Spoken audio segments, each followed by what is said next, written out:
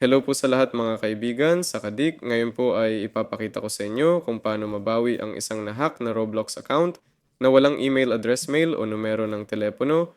Upang gawin ito, pumunta sa website ng Roblox, alisin ang lahat dito at sumulat ng suporta dito. Nako, mali ang isinulat ko. Dito natin ipasok ang petsa ng kapanganakan. Subukan upang ipasok ang lahat ng bagay bilang ay sa account.